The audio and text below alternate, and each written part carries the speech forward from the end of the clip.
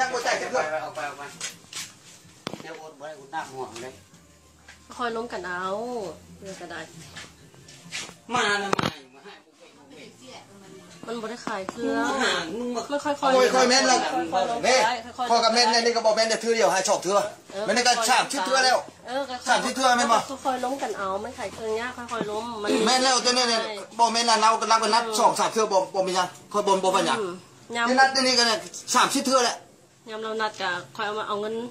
แม่นเราก็นัดค่อยจะท่านี่มันมาบ่ได้นะก็นัดจะเทื่อน่ะเห็นมันจมอยู่มันกับว่ามันบูช่วงนี้มันบูมีเงินมันกับขายเครื่องมีเงินมาจ่ายเงินนัดเกินมาคอยก็บอกก็มีนัดมาคอยมาจ่ายเงินเลยคอยก็นัดหลายเทื่อยังบ่มีคอยมาหาเลยก็คนมีเงินขอโทรเรามาแล้วบ่มาบ่แม่นเลยเจ้าโทรเทื่อเดียวเด้อแม่นบ่แม่นน่ะ2 เดือนเด้อเดือนนี้เดือนที่4ที่5ที่6เด้อบ่แม่นได้2 เดือนเด้บัดมามือเมามัดบีบคอเฮาบีบคอจังมือเมาเจ้านัดคอยมือนี้มามืออื่นคอยมาคำเทะบอกมาคำเทะเรื่องเงินนะคนนี้ให้เจ้าไปดูแล้วแต่ว่านิสัยจะเป็นอย่างนี้แหละเจ้ามาจะบีบคอเขาอยากให้เจ้าเงินเขาไม่อยากให้เลยจะไปบีบคอเราดิบ่ไม่ได้ก็ไม่ได้นะก็บ่จะเคลียร์ใจมันชี้ตัวนะมึงอย่าว่าหลายนะกูบอกนะล้มกันดีๆเอาคนล้มล้มกันดีๆค่อยๆล้มกันเขาก็ให้เขาบอกที่เราคันคอยฟาดเจ้าคืนเราคอยสิให้เจ้าอาจจะเงิน200,000 บาทเขาจะบีบคอคอยมือนั่นนะมือไหนมือไหนเจ้าก็นัดดีๆใช่ไหมมือไหนก็บีบคอคอยเหมือนเขาบอกแล้วเจ้านะคอยบอกเงินในเจ้าคืนวันนี้ก็มีจำเงิน280,000มีให้มึงกูบอกมึงให้เจ้ากูอยากให้มึงเนี่ยมึงบีบคอนี่มึงเนี่ยข้อนี้กับเท่าเด้อ50 ปีเด้อนะมึงว่าที่น่ะกูยังพ่อแม่กูยังบ่เฮ็ดจังซี่ที่ไม่ได้ให้เจ้าเลยเครื่องเจ้าขายมึดใจคุณก่อนเห็นบ่ล้มกันดีๆล้มกันดีๆมันเอาเครื่องกินมึดบ่จ่ายเงินกูอยากจ่ายมึงยังมึงบีบคอกูจำเงิน280,000กูบีบคอมึงคืนอ่ะบ่ถามมึงไม่ยังเอาไหมไม่ยังเจ้าคอยกันที่เพื่อนมันอยู่ไหนเฮ้ยที่คอจะเอาที่ไหนเที่ยวไปเชื่อเองโอ้ยัง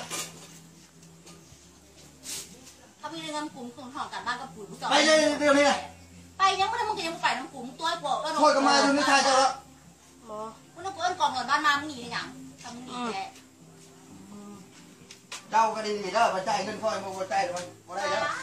จะนัดเดือนนี้เดือนหน้าบ่ได้เด้อมึงมาเมื่อไหร่ก็ดีๆนะบ่มาโดนบ่มักแม่มีเจ้าก็นัดนี่มันบ่ดีหยังคอยล้มกันเจ้านัดคือเจ้าก็นัดดีๆคอยบ่มักนี่นะจะคิดเรื่องการกระทำเจ้าได้ไหมคิดคืนนะจะคิดเรื่องการจะเฮ็ดอย่างลงไปจะคิดไงคิดคอยบ่เฮ็ดหยังมีคอยก็บอกจะคิดคืนบ่เอาเครื่องคอยมาจ่ายเงินโอ้ยเจ้าจะเอาตัวนี้มาเว้าเต้นอย่างใส่เขาanh nói đây này lấy hàng anh đi bán hàng lấy tiền rồi là đâu phải đây em làm cái gì vậy em làm cái gì vậy em anh không làm gì hết không làm gì đâu hỏi em đi đấy vâng em không muốn trả cho nên là nói thế chứ không muốn trả tiền cho bảo đấy sao em làm gì vậy tại sao lấy hàng anh không muốn trả tiền không nói nhiều tôi rất ghét người tôi chỉ nói nhiều tôi rất ghét đấy พอจื้อก็อย่างพ่อแม่คอยยังไม่ได้จะเกลือพ่อแม่เขาบอกว่าตีคอยจะเกลือจะมามึงจะมาบีบคอบีบคอเท่าไหร่บีบคอเท่าไหร่นี่คอยกับบีบคออะไรก็มีขัดจูนี่เด้อหรือผมมีอย่างเด้อมันก็บอกเด้อตัวเด้อเอ้ยคอยกับบีบคอมันได้ขัดนี่บ่มีเห็นเหรอมันโดดแล้วมือนี่มาก็มีคอยก็เป็นเฮ็ดจังบ่จักใจเดี๋ยวก็บอกคอยจะบีบคอเงินกูกับนี้กูรับบ่อยากให้มึงย้อนอย่างมึงเห็นในกูผ่านมากูก่อนมึงบอกหลายปีแล้วเป็นอย่างมึงกูจ่ายเนี่ยแหมเจ้าเอาเครื่องคอยไปจักเครื่องเอาเครื่องคอยเป็นมาเอาเงินมาเอาเลยอ่ะไม่ให้เครื่องขายในการไล่ละใจเงินขึ้นเอาเครื่องกัน 4-5 ปีแล้วเจ้าบ่ได้อย่างคอยจะเถื่อเถื่อนี่เจ้เนี่ยคอยอย่างซะ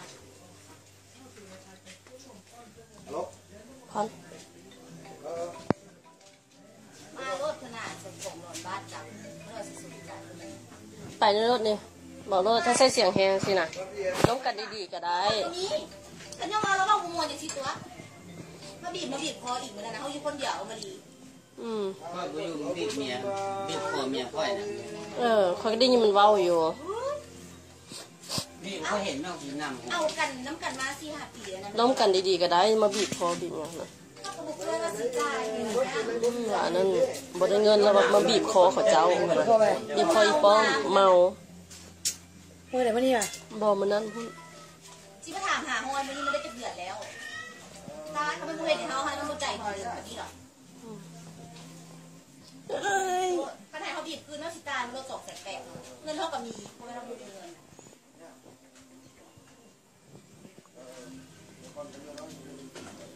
เมื่อเราไปเอิ้นบอกหล่อนบ้านมาแล้วกับผัวคอยนะมันหลักหนึ่งเขาเอิ้นมันถึงมาเงินดีจะเจอไปอีกุนแล้วอีกุนก้อยมา